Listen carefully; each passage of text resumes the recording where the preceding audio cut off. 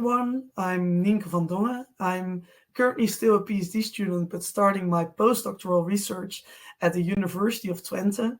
I'm working in the BIOS lab on the chip group, and today I have the honor to present you our work, which is entitled a CRISPR Cas12a assisted in vitro diagnostic tool for the identification and quantification of single CpG methylation sites. So our ultimate goal is to detect cancer in urine. And actually detecting diseases in urine is very old and is known in Dutch as Piskijken, but in English as Uroscopy. And this is actually the oldest form of medical diagnosis. And in that time, medical people looked at the taste, color, or consistency of urine to determine whether someone had a disease. And although uroscopy is still a popular part of science, people don't look at the taste anymore or the color. They actually look at the molecules that are inside of the urine. And one of the molecules that's inside of the urine, and we are especially interested in, is hypermethylated DNA. So to understand why this hypermethylated DNA is important for cancer diagnosis, I first have to explain you a little bit more about genetics information inside the cell. So every cell in your body contains the same genetic code. However, your muscle cells still look a lot different than your lung cells. And this is all possible by the fact that your lung cells can only look at the information that is present. So all the other information is actually locked. So a lung cell cannot do anything with the information of skin cells or heart cells. And this is only possible by the process of hypermethylation. So how does this schematically look like? You can see over here. So in the case of low methylation or normal methylation, RNA polymerase can bind to the promoter region and genes can be expressed. However, in the case of hypermethylation, RNA polymerase cannot bind to the promoter region and therefore genes are suppressed. And this is a normal process in all cells of your body. However, if this gene suppression takes place in critical growth regulator factors, tumor suppressor genes, or genes related to DNA repair or cell death, tumor growth can appear. And therefore, we're interested in the detection of hypermethylation for these specific genes. And we want to detect this in urine. However, it doesn't mean that we can only detect bladder cancer. Because if you, for example, have tumor cells in your lungs, those tumor cells now and then excrete part of their genome via extracellular vesicles or cell death. And then via the bloodstream, in the end, the small fragments can pass the filters of the body, which are the kidneys. And this is how this hypermethylated DNA, in the end, can actually end up in urine. And this is where we want to detect it. And our partners at the Amsterdam AuMC, the medical center in Amsterdam, actually showed that this is possible. So for bladder cancer, they showed that by looking at the methylation profile of two genes, they can reach a sensitivity of 92% and a specificity of 85% by determining whether someone has cancer by just actually using pure urine. So this is very interesting. But how do they actually do that? So what they do is they actually isolate all DNA from urine and then perform a bisulfite conversion, which actually means that all non-methylated cytosines are changed into uracils, as you can see in this figure. What they then perform is either sequencing, or what they mostly do, because it's cheaper, is a form of PCR like quantitative PCR. And they design their probes or their amplicons in such a way that only the methylated samples will be amplified. And then by comparing the amplification of such a gene compared to a household gene, they can actually determine the amount or the concentration of methylated genes. However, this method has some downsides. It's very time intensive and it's also a very harsh method. So there's lots of fragmentation of the DNA sample and also a loss of complexity. Furthermore, because of the quantitative PCR method, they need a fairly long amplicon length and therefore they cannot look at single CpG sites. And that could be very interesting. So together with the Amsterdam UMC, we at the University of Twente in the Netherlands are developing a new method that is faster and can be performed in a lab-on-a-chip device. So unfortunately, that doesn't mean that we can just pick their methods and put it in a small chip. We actually have to develop new methods that are comparable to their methods or maybe even better. So we came across CRISPR in this way because CRISPR can easily be integrated in point-of-care devices as we described in our review paper.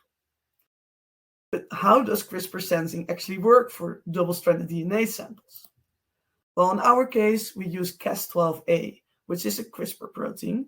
And over here, you can see a schematic of the mechanism of this protein. So this protein is associated with a CRISPR RNA. And what this protein actually does is looking for protospacer adjacent motifs. And this dates back from the time that CRISPR was part of the immune system of bacteria. So it wants to find this PEM sequence to make sure that it doesn't destroy its own DNA. And now we still have to deal with this because the CRISPR proteins we use are still originating from these bacteria. So what we actually see is that when such a PEM motif is found, association between the DNA and the CRISPR can take place. And then the CRISPR can actually check whether part of the CRISPR RNA is complementary to the double-stranded DNA. And if that is the case, something special happens. So first, the catalytic site is blocked, but during the R-loop formation, which is the hybridization of the target DNA with the CRISPR RNA, there is a change in the protein structure, which means that the catalytic site is revealed. And this is what we show in this in figure C. What happens then is that since the catalytic site is revealed, the double-stranded DNA can be cleaved. But after this cleavage, the catalytic site remains open, and therefore also any single-stranded DNA that passes by could be cleaved. For example, fluorophore quencher DNA that is actually a fluorophore quencher separated by a single-stranded DNA part. But please note that the most important part is the part we show in C, which is the part where the R-loop formation takes place. And we probe this, as I already said, by the cleavage of a fluorophore quencher pair. But how can we use this for quantitative information? So over here you can see how a typical curve looks like when CRISPR actually has a target sequence. So what you can see is that the catalytic site is revealed and that actually it starts cleaving all fluorophore quencher DNA in its neighborhoods. And we then can say something about the trans-cleavage activity by looking at the first derivative in the linear range of this curve. So that is how we actually quantify by the trans-cleavage how this R-loop formation takes place. However, there's one big issue with CRISPR and the fact that we want to look at CpG methylation. Because CRISPR doesn't see the CpG methylation because it is not a change in the genetic code. It is an epigenetic change that actually cannot be seen by CRISPR. So in the end, we developed a new method that makes sure that CRISPR can see this CpG methylation. And today I will show you how we actually do this by the use of an extra enzyme, which are methylation-sensitive restriction enzymes. By using these enzymes, as you can see in the first step of this figure, we can induce fragmentation that affects the trans-cleavage activity of CRISPR because it affects the R-loop formation. And we are not the first to actually observe this, because if we look at the famous paper by Chen et al., we can see in the supplementary information in this figure where they actually used shorter double-stranded DNA sequences and checked what this affected the trans-cleavage activity. And what we can see is that although there are shorter fragments, which do not actually complement the entire CRISPR RNA, still trans-cleavage can be observed. However, it seems to be a lot less than when longer fragments are present. So we wanted to quantify this with a fluorophore quencher pair, so actually looking at the trans-cleavage activity in real time. So we did this by using two different spacers, which is just the CRISPR RNA in different lengths. And for both of these different lengths, we can see a very strong trend with the length of the target DNA, as you can see over here. So what we see is that for very short fragments, we see a very low trans-cleavage activity. However, For longer fragments, the transcleavage activity seems to almost linearly increase up till a certain point where it decreases again.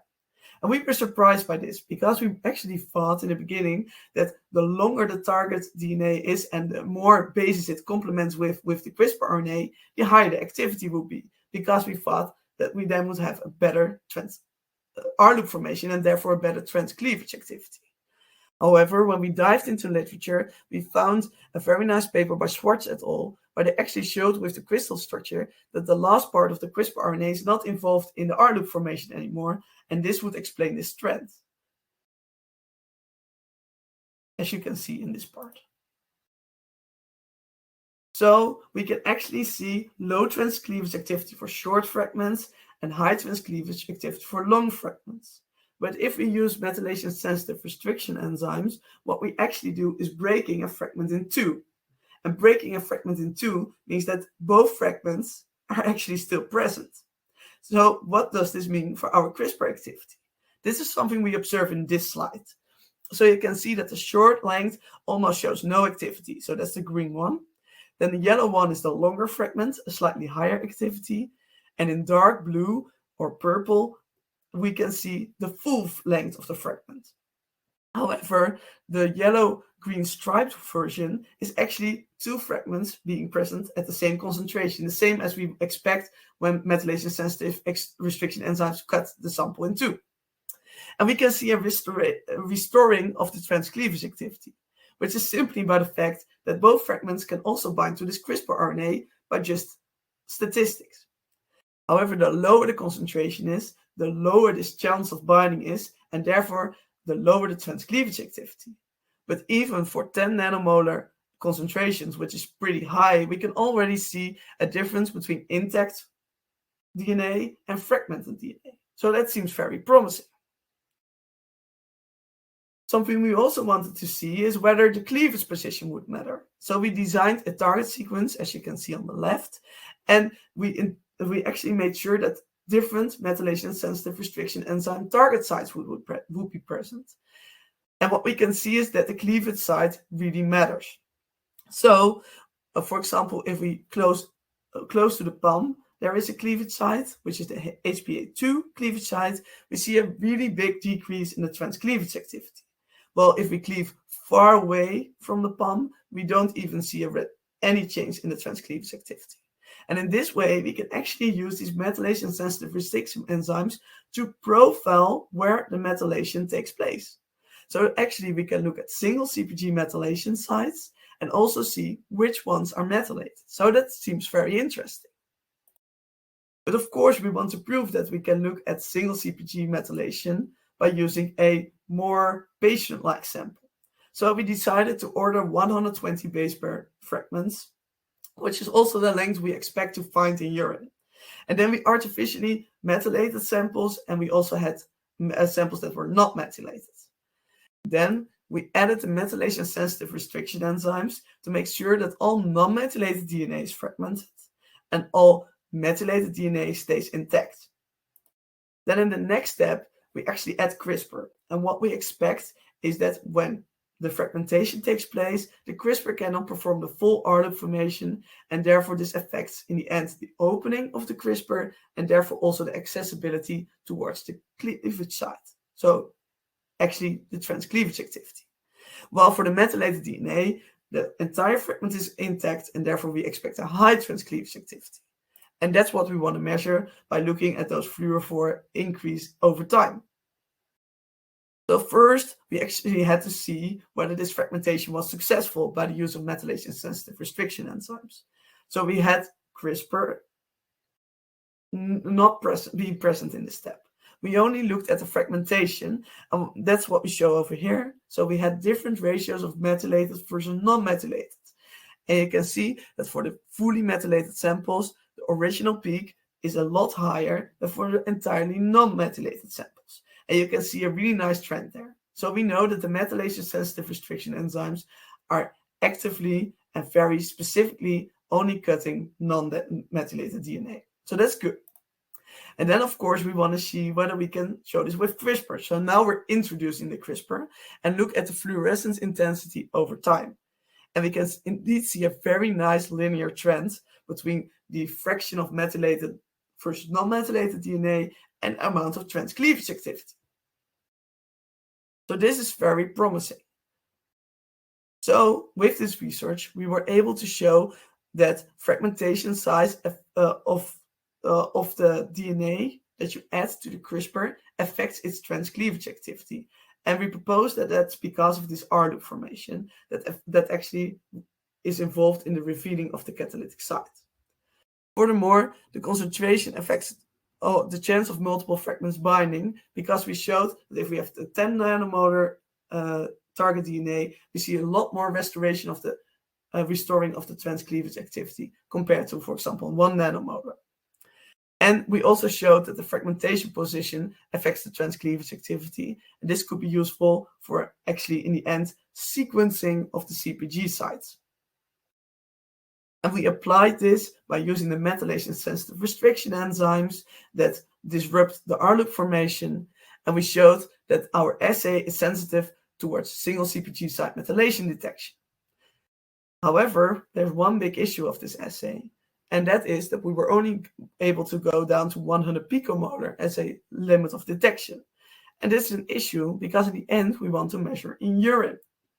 Over here, you can see a graph of the expected DNA copies concentration in urine in raw patient samples, isolated patient samples where we use a commercial kit, or in cell lines.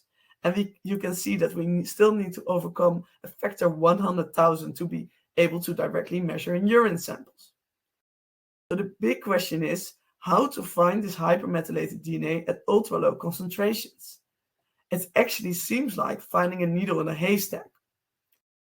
So if we actually use this example of finding a needle in a haystack, what will be the best approach? Well, we proposed that the best approach would be to actually divide the haystack in really small portions, and per portion look whether the needle is present. And then it's much easier to actually find this needle. And this is what actually is the process of digital sensing. So all our previous slides were based on bulk or analog sensing, and there actually the amount of signal directly corresponds to the number of targets. Another method would be single molecule sensing, where a signal is only actually indicating that a molecule is present or not. And what people usually do is making very small volumes to make sure that only one molecule can be present. However, this is a very low throughput method. It would be far more useful to have a lot of these single molecule sensors next to each other and perform digital sensing, where every event actually adds up, and by statistics, it's possible to determine the original concentration. And this is actually what people already do. So we think that the future will be digital CRISPR assays. And we also, in the end, want actually to make sure that these digital CRISPR assays can be used in combination with our methylation profiling, as I showed you before. There are many options that include pre-amplification, like in this example where they combined with RPA, or even with LAMP, or even without pre-amplification, as was shown for Cas13a, but also for Cas12a, which is actually the Cas12a protein we're using in our assay. So hopefully in the future, we will be able to move our research forward and make sure that we can end up with a digital CRISPR assay that allows profiling of single CpG methylation sites. Of course, this research was not done only by me. It was a collaboration of many people, of which the most important are listed here. Jorin Berendsen, a postdoc also working on CRISPR sensing, and my supervisors, Professor Jan Eikel, Professor Lou Segerink, the Professor Renske Steenbergen from the Amsterdam UMC, of which I showed you the data earlier in this presentation, and of course our funders. And with this, I want to end the presentation. If you want to know more about this topic, you can contact me by hitting this, by simply typing something in the Ask a Question box, and please submit this so I can answer your questions by email. Thank you very much.